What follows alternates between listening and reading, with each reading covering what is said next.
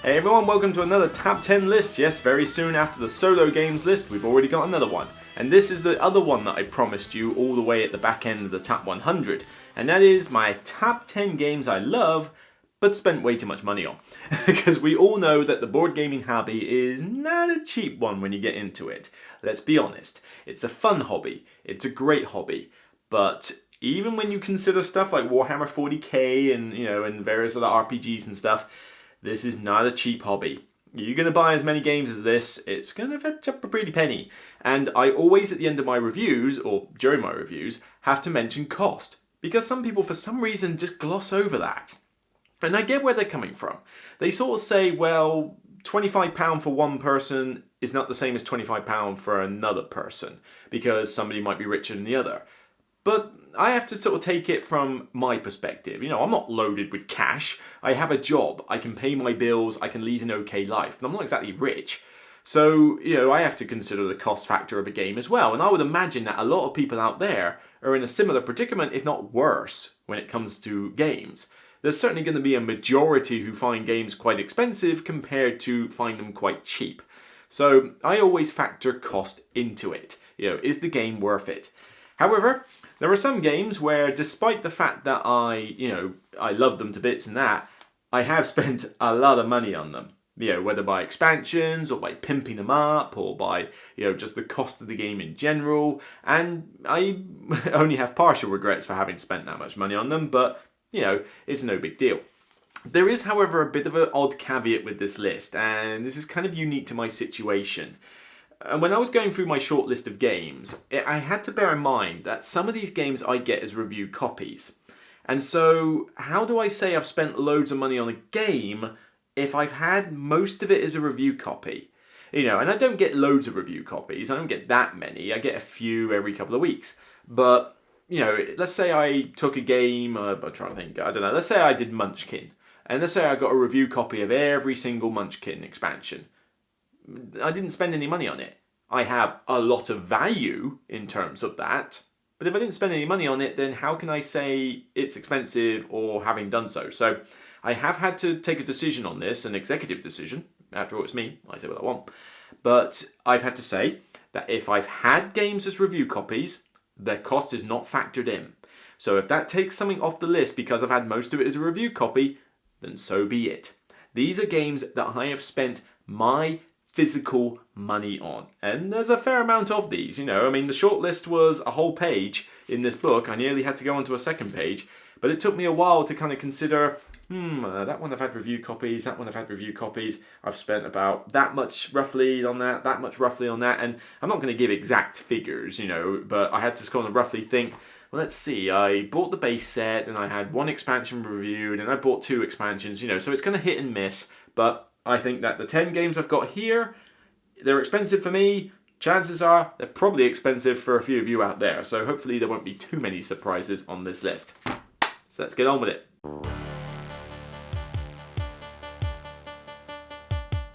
My number 10 is the first game I ever reviewed on this channel, and I never got any of these as review copies. The base set, the expansions, the way I've pimped it out, the storage solution, everything was spent out of my own pocket. Thankfully, this is not actually that expensive a game to get into, so it didn't rack up a huge cost figure. But certainly, considering I've got everything for this game, certainly has racked up the cost in terms of this one. But I don't care, it's been in my top 10 a couple of times. I think it's recently slipped out, but it is this amazing Flashpoint Fire Rescue co-op game. Yes, I have pimped it out with a storage box, so that has obviously factored into the cost, but even then, with this, I have got a lot of content in here. So I have got multiple expansion boards, all sort of in that section there. Oh god, yeah, careful. I don't want to break it already. But yeah, all the expansions are in here. So I've got the sub, the airplane, the boat, the extra, like the new cards you can get now, second story, the apartment building. What else was there? Submarine, boat. There was an airport, subway station. I've just generally got everything for this that needs to be. So certainly this one has to have gone in my estimations for how expensive it was. But I love this co-op game. You know, it's a simple premise. You are firefighters, put out the fire, save some victims. Simple, people can get into that theme, they can enjoy it, but I love it for how simple you can make it. You can use the family game if you want to make it ultra simple, but you can still play a simple game on the base map with the extra rolls and still keep it fairly straightforward. Leads to some great laughs as like you think, oh yeah, we've got this, no problem, and then suddenly it all just goes to pot with explosions happening everywhere, and it's like, how we got to get out of this? The maps provide a lot of variety, I've got lots of content for this, and not that much of a storage space. I mean, this is everything. All the board maps and a load of pieces. It stores it really nice and compact. This is probably the most compact wooden storage solution for like an external box that I own at the moment. Because you're going to see some on this list that have some slightly more exorbitant storage options. But number 10, it's a cheap game to get into, but I own everything for it and I've pimped it up. So it's jumped up the cost for me, but I love it. Flashpoint Fire Rescue, number 10.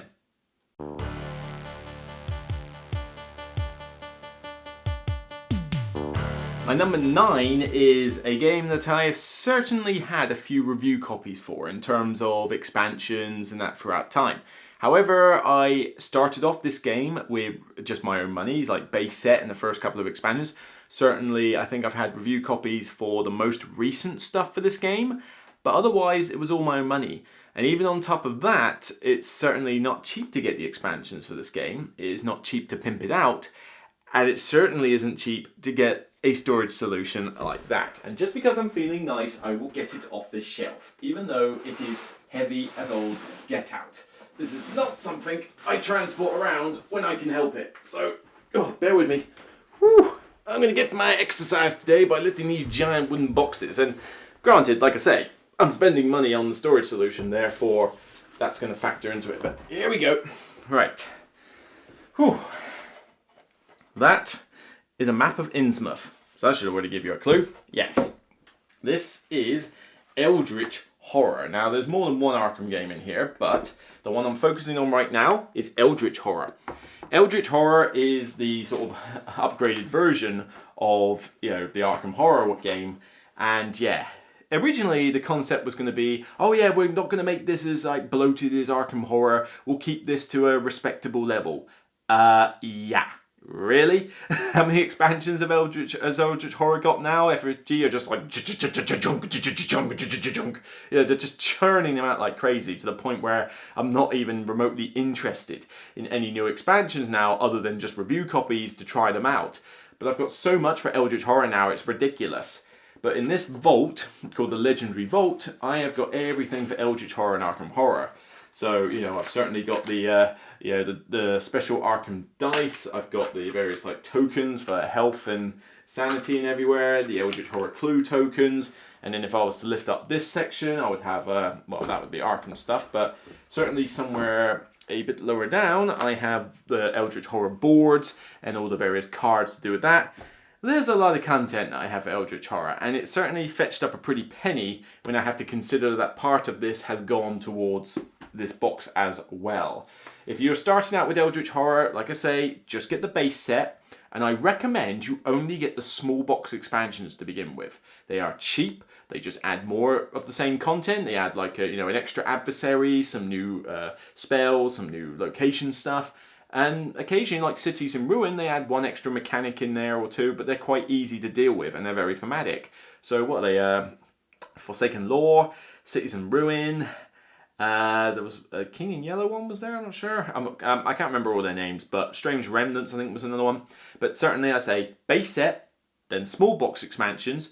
Then, if you want, if you need any more content than that, then you can look at the big box expansions, which give you a whole secondary board that you can use as well as more of the same. But they give you a lot of content in the box, and you won't always need the extra board. So, like I say, small box expansions first, and you're good to go. But Eldritch Horror definitely sucked up a bit out of my wallet, but I love it. It's a great co-op Cthulhu game, number 9.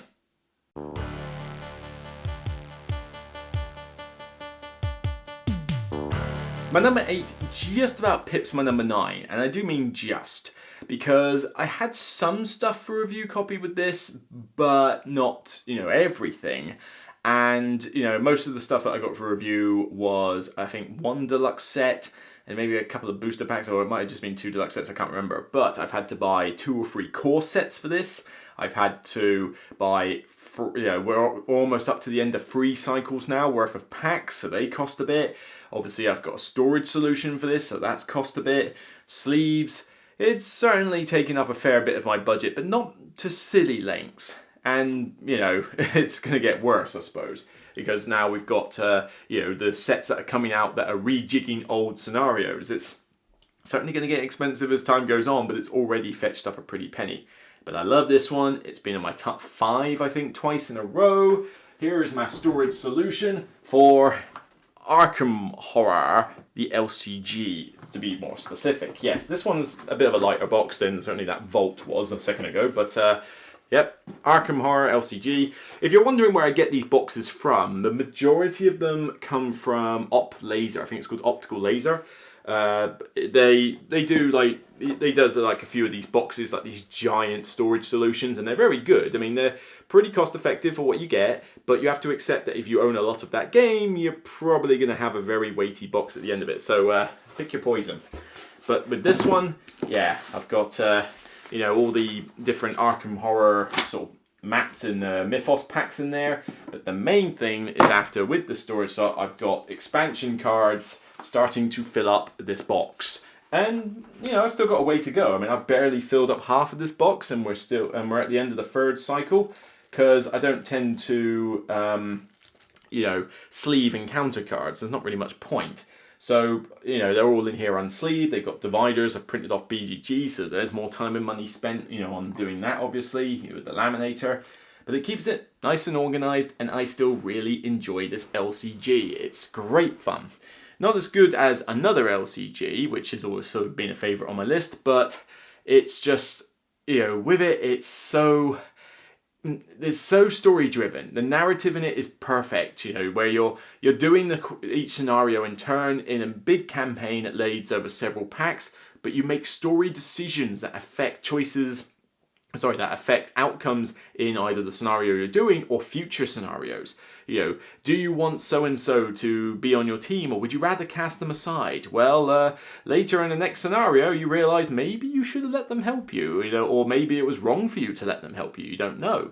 But it's cool story elements like that, and they're just getting more and more plentiful as the game goes on and it evolves. So I'm really enjoying the Forgotten Age cycle I'm doing now, but then Lost Carcosa was still pretty awesome as well, and both of them are better, I think, than the original Dunwich Horror one. However, I still suggest that you should start off with a couple of core sets, just 2. 2 should be enough to do some decent deck building, because thankfully you can only have, I think, 2 of max copies of a card. Well done, FFG, on that. And you're only making smallish decks. So I'd say 2 core sets, and then start off with Dunwich, move to Carcosa, move to Forgotten Age. Do not skip ahead. Okay, the difficulty starts ramping up a bit with, I mean, there are some hard scenarios in the older stuff, but the difficulty does ramp up a bit after after each cycle. So you do not want to jump into the Forgotten Age cycle now as a complete noob, because it's going to overwhelm you a bit. You want the card pool that's come already. So begin at the start, 2 core sets, make your way through. But Arkham Horror LCG, still love it, just pips out number 9 for cost that I've spent to date.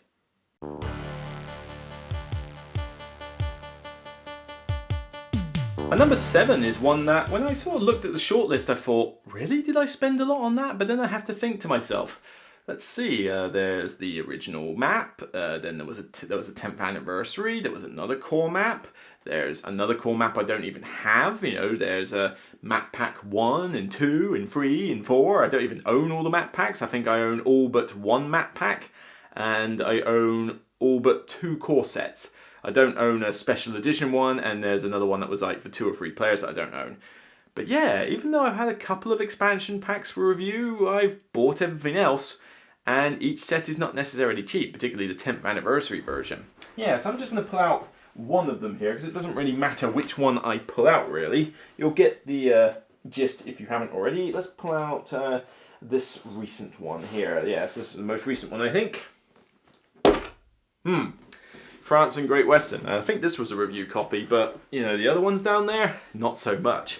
the Ticket to Ride series, I own everything except for Nordic countries, Markland, because you can't get all the Markland anymore, but I've got Germany instead, and Nordic countries and Netherlands. I didn't bother with that one because I didn't like the idea of the points being stupidly high and all mathy. So, and Nordic countries, 2 or 3 players, and I don't need another core set with another set of plastic trains. So I left those ones out. But maybe I'll get them in the future, I don't know, because I do love Ticket to Ride. But certainly I have got all the other map packs. So there is map pack 1, 2, 3, not 4. 5 is there, the UK and Pennsylvania, which is still my favourite. 6 is there, 6 is this one, and no doubt, I'm sure they'll do more. So these sets are not necessarily cheap. I've got some upgraded wooden trains for it now, so they cost me to do that one.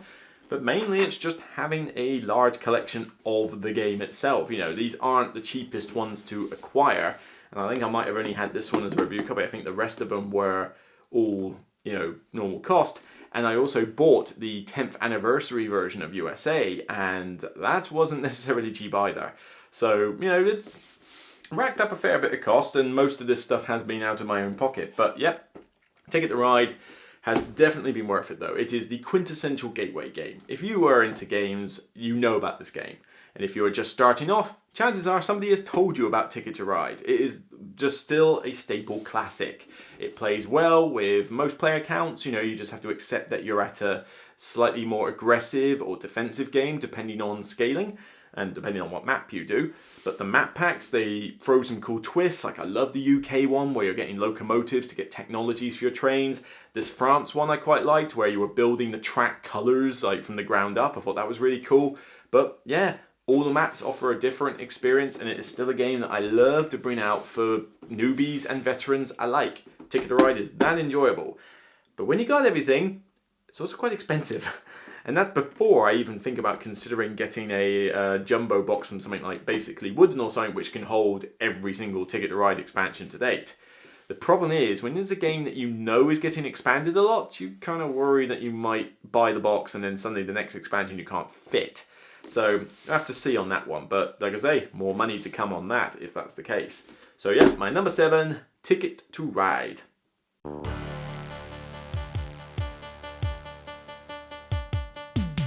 My number 6, spent a fair bit of money on this one, but this one has been a top 10 game for me the last 2 times I think it's appeared in the list. I don't think it was there 3 years ago, I don't think it was even released that long ago, but yes.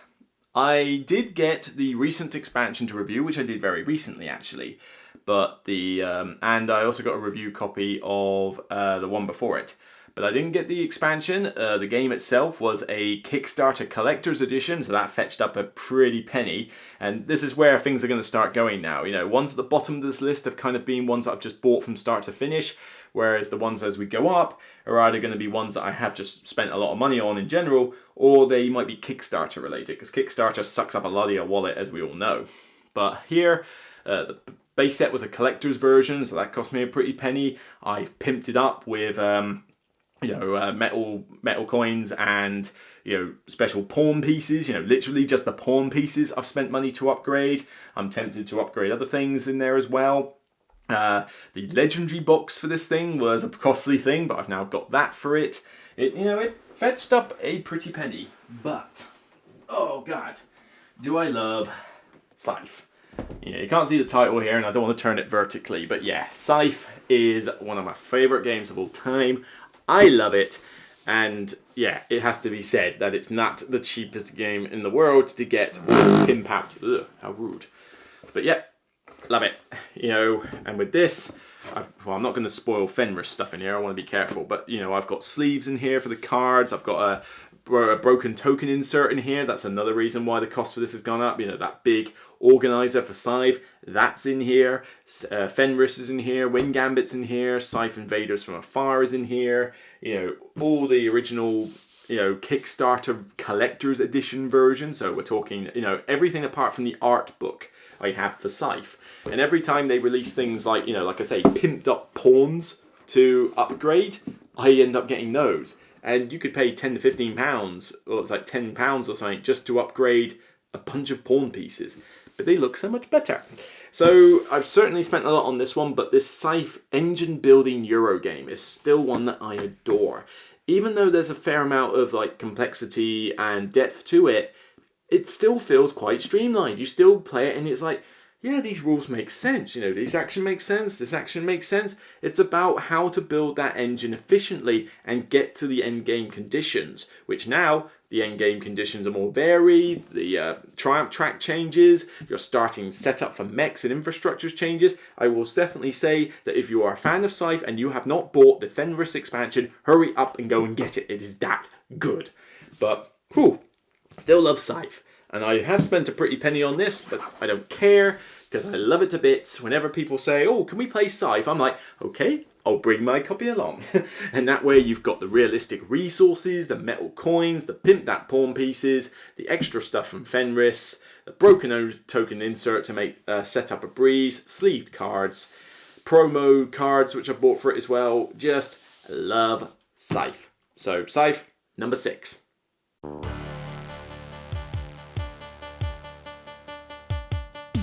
My number 5 was just a horrendously expensive Kickstarter. And Cool Mini or Not have a habit of making every Kickstarter they do stupidly expensive. To the point where even as I love this game, I still wonder why I spent that much money on it. But, you know, love it to bits. But yeah, it's a lot of money for the game. Cool Mini or Not Kickstarters are just like miniatures, and add-ons and expansions that probably should be in the base game to begin with. You know, nasty practice there. But, you know, they still bring out some cool games. Now, I am not a Cool Mini or Not fanboy by any means. I mean, I wasn't a massive fan of the Godfather game. You know, I don't go match for Blood Rage. You know, there was Smog or whatever it was. Those line of games are kind of weird and naff. You know, and I'm not a massive fan of the whole Zombicide stuff. So, you know, I don't go mad for Cool Mini or Not. This game, however, was what I wanted Blood Rage to be. This is what Blood Rage should have been for me. But yeah, to get the core set and the expansion and the playmat and the extra expansions like Kame and stuff like that, and to buy a folded space Kickstarter insert for it, which cost a fair bit of money. Yeah, it's suffice to say that Rising Sun has certainly eaten up a fair chunk of my wallet. But it is debuted in the top 100 at something like something crazy like 12 or 13 or something. I was like, I really love this game, but I spent a lot of money on that Kickstarter. I must have spent at least over a couple £100 on it, and whew, it was you know, not cheap. But I've got the neoprene playmat. I can do as many players as I feel like. I've got all the forces. I've got the metal. What was it? The metal currency in there? Yeah, metal coins and that I've got in here. All the miniatures, the extra monster expansions, the extra Kame Gods expansions. It was really cool. So basically, I've got everything that there is for this game, I believe. The only thing I don't have is painted miniatures, and let's face it, I can't paint, so I don't care. But, whew, a lot of money. And of course, an insert for this on the way is also costed money as well. The folded space Kickstarter I think I did, because no other supplier seems to have a decent enough Rising Sun thing for it, so at least not without costing the ends of the earth. Folded space was the cheapest one I could find. That will hopefully still do the job. You know, I've never tried them before. So yeah, Rising Sun. What I wanted Blood Rage to be. You know, dudes on the map, area control, get in each other's faces and kick booty. But you're doing it with, you know, Japanese, like, samurai-style themed miniatures. You're doing it with all these cool monster miniatures, which are huge. You've got dragons and trolls and weird sort of monkey dudes on staffs. It's kind of weird. But all these unique sculpts, the neoprene playmat itself, the artwork in it is absolutely unbelievable. And you've got the cards that allow you to tailor your paths to victory and give you special powers. It's just such an enjoyable area control game.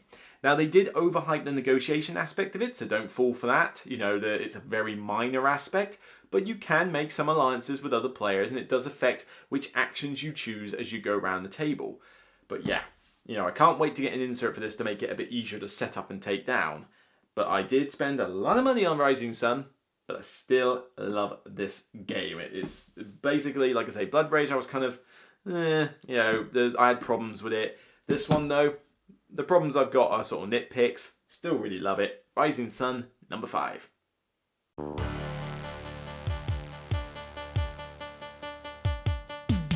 My number 4 means that I don't have to move from the spot since I did my number 9. Yeah, you notice the boxes in the same place? Yeah, well, that's the magic of video editing. Woohoo!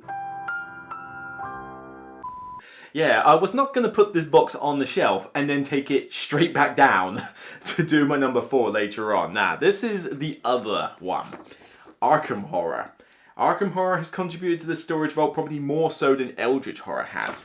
But Arkham Horror was when I was first started to get into games, and I was not getting any review copies back then. I mean, I get a few now, but back then I was barely getting anything. You know, very few review copies. So all of that was stuff that I bought. And I own everything for Arkham Horror. You know, I haven't played it in ages, but I still love the game. It's just so much to get out of the box. But at least I've stored it now, rather than in 8 massive boxes that the normal one takes.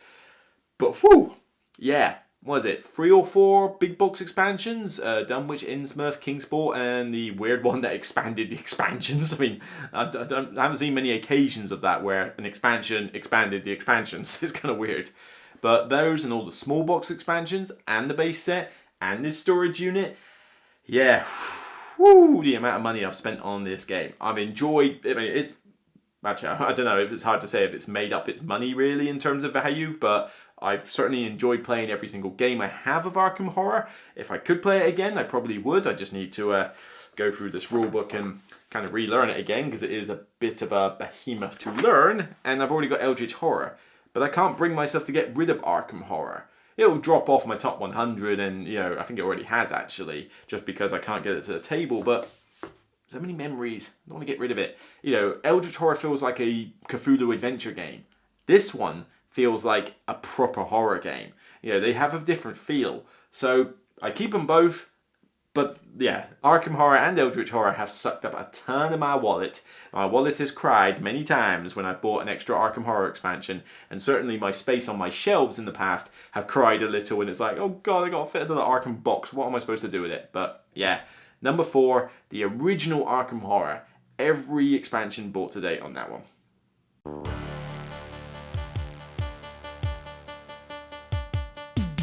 My number 3, I'm just going to represent by this lid. Yeah, I am not getting that vault box off the top there to get to the bottom and show you all the cards for this particular game. Now, I haven't grouped all the legendary games together. Don't worry, I'm not cheating on that front. This is specifically the one you've probably guessed, and that is Marvel, as per the legendary logo, which is very much in that Marvel setup. Yeah, Marvel Legendary. Whew, I've had some of the small box expansions for review, but core set and villains and a lot of the other expansions, you know, there's so much content for this game.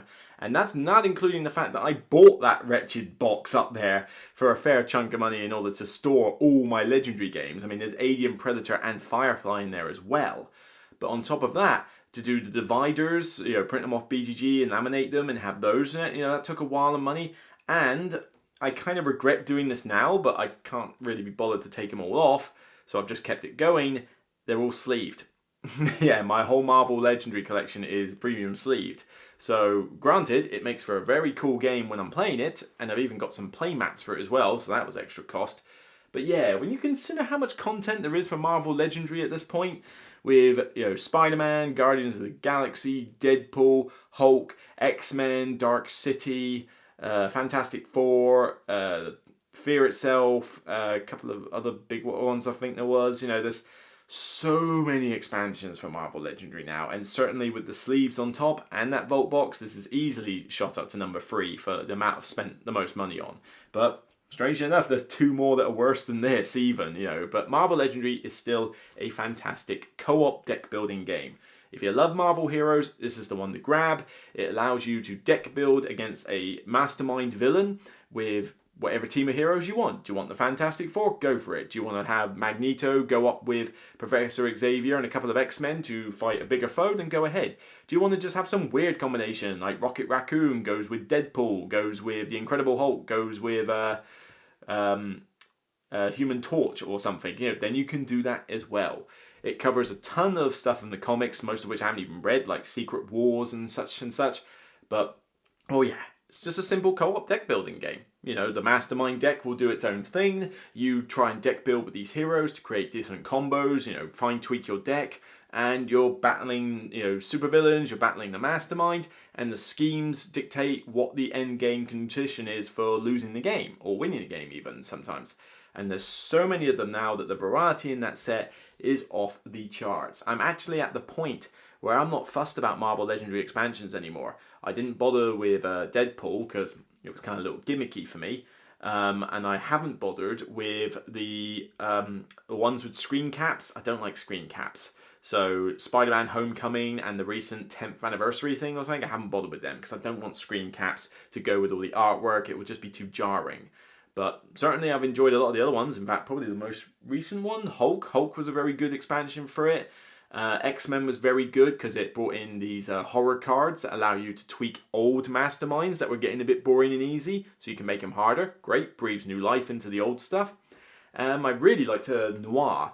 Noir was a very good mini expansion. Don't know anything about the comic strip it's based on, but it certainly does paint a nice darker picture of people like Charles Xavier and Daredevil and and people like that. It's like really cool. But as I say, spent a lot of money on this one, a lot of expansions, big storage solution, neoprene playmats, God knows how many sleeves, God knows how many dividers. Marvel Legendary has certainly been a big money sink, but it's been worth it.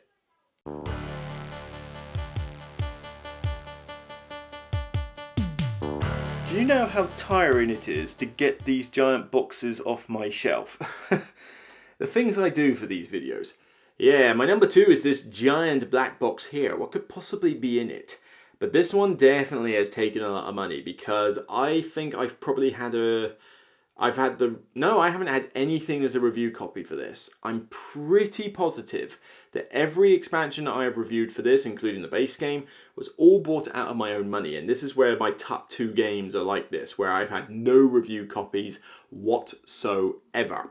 And this one I have bought the base set, I have bought all the expansions, I've got the promos, I've got the extra variant stuff, I bought the foil cards that you can get, and the recent Kickstarter for the last expansion for this game. I must have bought the expansion, this giant collector's box, all the variants and promos that I'd missed out on, the extra stretch goals. I even got a canvas print on my wall up there, which is a big montage portrait of this particular game and its characters. What could it possibly be? Well, if you've paid attention to my top 100 in my recent review, you'll recognize this black box. But it is my favorite game of all time. Sentinels of the Multiverse. Yes, this giant collector's box and everything else I've done for it with that canvas print that I got signed even, and just all the cards I've done. I've sleeved this one as well, although cheaper sleeves than Marvel Legendary, thank God. I have certainly gone pretty much chaotic with this game, but when you've got all this content, all these draws, all these cards, all these tokens, it's just sublime. Absolutely sublime. I love this game to pieces. Love it, love it, love it, love it. But yeah, it cost me a pretty penny. But of course it would. This is my favourite game of all time. You can imagine that I would pile money into this. Surprisingly though, it's not my most expensive. I wonder what the other one could be. Some of you might have guessed it by now, but we'll see. But Sentinels in the Multiverse, I love this game so much. Co-op superhero game that isn't deck building. You choose a hero, you get your character card with its player power, you get the deck. Unique to you. Your cards, nobody else's, and it's not even a huge deck. Each hero plays really differently from the others. You can have whatever combination of heroes you like and form some really cool teams. Each one plays and looks very unique, even though they are certainly mimicking a few of the heroes from the Marvel and DC universe. Like Expatriate blatantly seems like the Punisher, for example, and Legacy blatantly seems like Superman and Captain America blended together. It's stuff like that. But the amount of variety in having this game after spending this much money on it is off the charts. Which villain do I like? Well, let me just look through this list. Which environment do you like? Well, let me just look through this list. Which heroes do I like? Let me look through this list. There's a lot of stuff for this game. And that's just me doing a solo play or a group multiplayer play of 3 or 4 heroes against a villain. I can do the 5-man team thing or 3 or 4-man team like the Vengeance scenario with all the mini villains that are in here.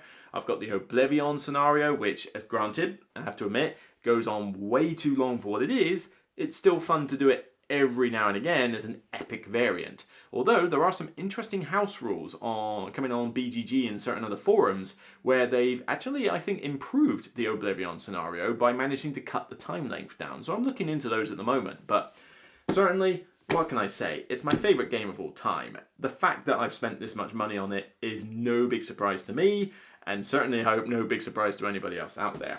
But now I have this lovely jumbo black box, which is heavy. I mean, it's certainly having to put effort into it, but not so heavy that I couldn't take it to a dice cafe one day, you know, or a game night. If it was the only thing I was taking, of course. But I could sit this down on the end of the table, lift the flap, everybody would be interested, and then I could just play Sentinels in the Multiverse all day. Whew, that's tempting, actually. I'm very tempted to do that. Maybe I'll do that with dice one day, because they don't have Sentinels in the Multiverse in their library. Shameful display! Shame on you, dice. Where's Sentinels of the Multiverse?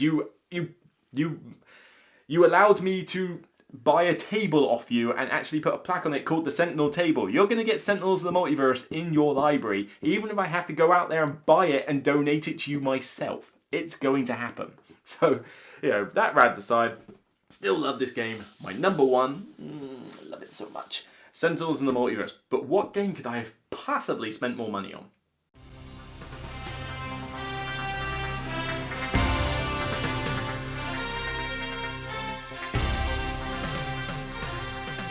And my number one is a little bit of a anticlimax, really, because it was my number one on the previous top 10 list I did, the solo games. It has to be said, this game, this card game, this LCG, I have not had a single review copy for either. But there's a lot more content for this game that I've had to buy. We're talking multiple deluxe packs.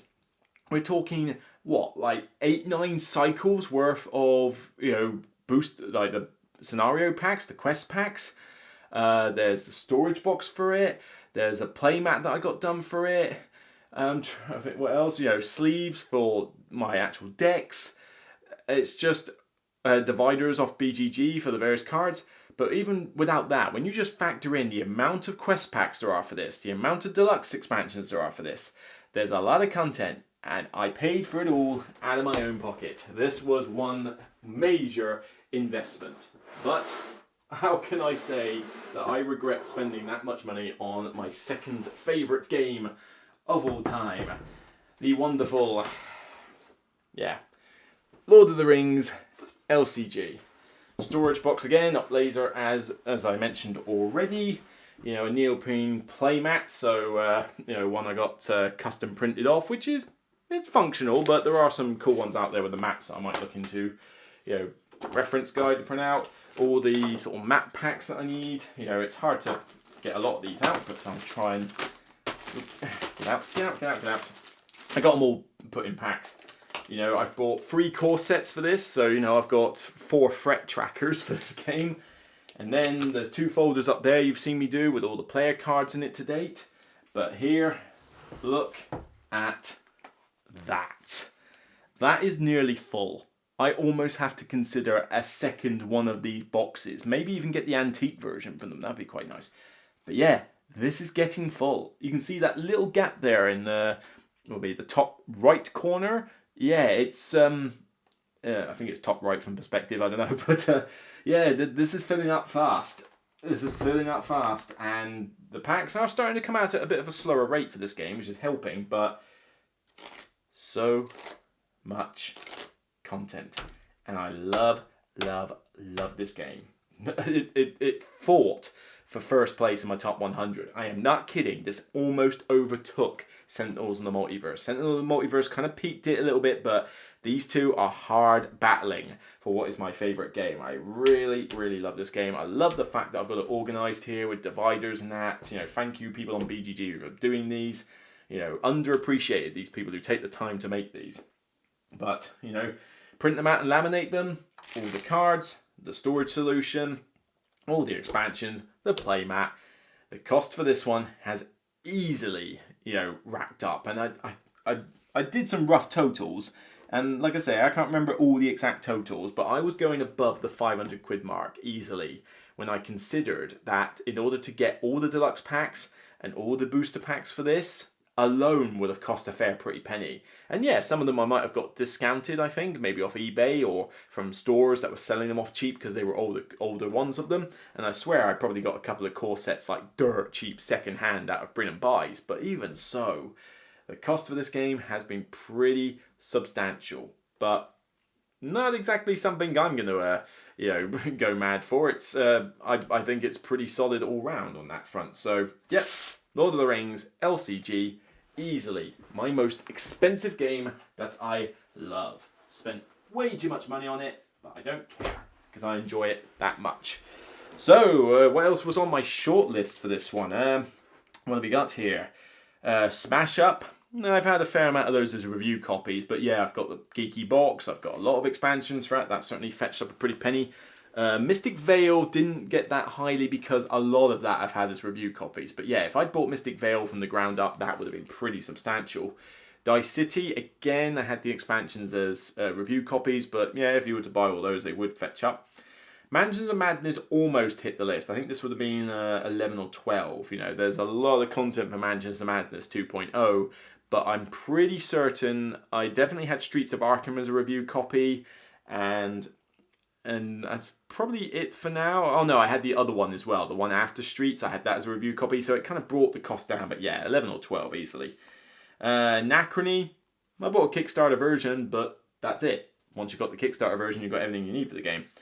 Seven Wonders, we've got all the expansions, and none of them were review copies, and a broken token insert, but even when you factor all that together, it doesn't quite match up in terms of money. Viticulture, got the collector's edition, which came with Tuscany, pimped it up a little bit, but even with that, doesn't measure up to the cost. Imperial Settlers, not a huge amount for that. The expansions are not that expensive. Dominion, I only bought a couple of big box expansions and I think one small expansion or something. So even with the storage solution I've got for it, yeah, it didn't really match up. Dixit, the expansions are cheap. Hostage Negotiator, quite an expensive Kickstarter for a solo dice game, but still doesn't quite reach it. Star Realms, the recent Kickstarter certainly fetched up a pretty penny, but still it was actually fairly cheap compared to a lot of these other ones. Cosmic Encounter, I've had some as review copies for that one, but even then, just hasn't measured up for the cost. And Time Stories, a lot of those expansions, in fact, probably I think everything for Time Stories I've got probably was a review copy, maybe bar one expansion or something. I got lucky with Time Stories, so yeah, that couldn't really factor in either. So yeah, a lot of games, and granted, I get review copies for games, which certainly does help with a whole budget aspect, but some games don't get the copies for, can't get them as review copies anymore, and they just fetch up a pretty penny. Now, as for my Patreon choice, I had some interesting ones on this one, because a couple of suggestions I got given where people had paid a lot for a game, but they only considered it as spent too much money on it because they weren't a fan of the game. I think one suggestion was Keeper, but Keeper doesn't cost that much to acquire, and yeah, you may say you spent too much money on because you don't like the game, but that's not quite what I was going for with the list. A couple of my ones were mentioned, Eldritch Horror and Arkham Horror certainly featured. I think Gloomhaven was one, but Gloomhaven you spend £130 on the game, but that's kind of it. Not a huge amount that you spend the money on there. However, the one that I think did take my fancy as to, one that certainly the Patrons liked was Terraforming Mars. Terraforming Mars, you might think, doesn't cost a huge amount to get everything for it, but consider this. Everything for Terraforming Mars is quite expensive anyway, considering the component quality. I mean, this is Stronghold games, their games tend to be quite expensive anyway. So you're paying a fair chunk for that core set. But you have to consider that most people who have this game have gone all out pimping this thing to high heaven.